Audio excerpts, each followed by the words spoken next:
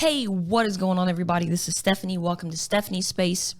It is the end of 2021, and I am a Marvel fan. And so this year in 2021, Disney Plus released 5 Marvel shows that I want to rank in order from what I thought was the worst to the best, in my opinion.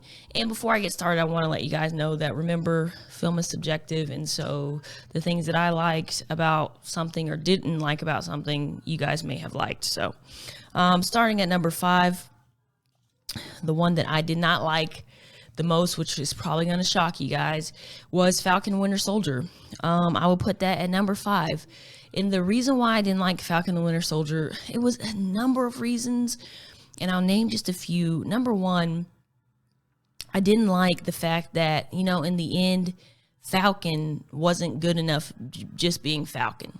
Like, he had to become Captain America to be somebody. He had to have the Captain America shield and have the red, white, and blue on for him to actually be an honorable superhero. And I don't like that, and I feel like too, another thing I didn't like about it was I feel like there was just politics in it. When I go to watch a show, it's called entertainment for a reason. It's there to entertain you. I don't like political propaganda pushed. And then I know I haven't watched it in a long time, but that part where the girl that was doing all the stuff, I can't remember her name, but when she died, he wanted to be the better person and carry her out with honor. Look, she was trying to kill people. Stop trying to honor somebody who did dishonorable things, even if it was for what she thought was a good cause. She blew up a whole house full of innocent guards. So I didn't like that. There's good parts with Falcon and the Winter Soldier and stuff like that.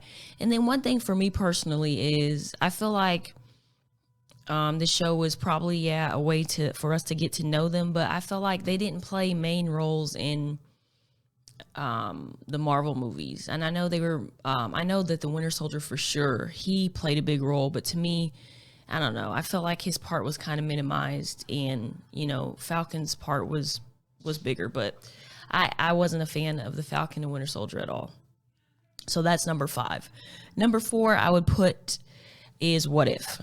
I really liked What If, and if the other shows weren't better, I would probably put it higher, but I liked it. My favorite episode was the episode where What If Ultron won, and then that next episode where they had to defeat Ultron.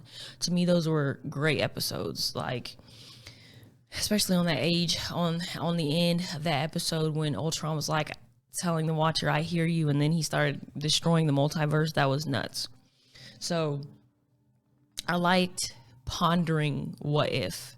They were able to do crazy things like the zombie episode, and they were able to do the party Thor episode, which was insane to me. That was just utter nonsense, but it was enjoyable utter nonsense. And then I kind of liked how, and then the one where with Ant-Man, where Hank Pym kills all of the Avengers. That was crazy. So I really liked them being able to explore alternative realities and alternative versions of what really happened. And I also like how they kind of mimicked what happened in What If based upon what we saw in the movie, so we were familiar with it. So What If goes at number 4. At number 3, I'm going to put Loki. And the reason why I put Loki at number 3 is because it was very good. I liked how they set up they're setting up the multiverse, and they're setting up Kane the Conqueror and all that stuff.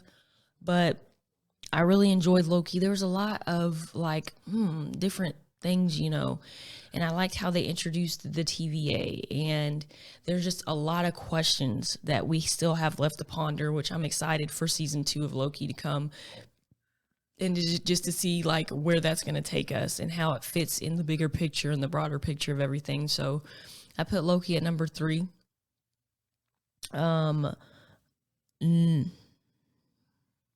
and I also liked in Loki how they like we were wondering like who is this variant? Who is this variant? And it was Sylvie, which is another variant of Loki. So I thought that was very interesting. So I put Loki at number 3. At number 2 goes the most recent Marvel Disney Plus release.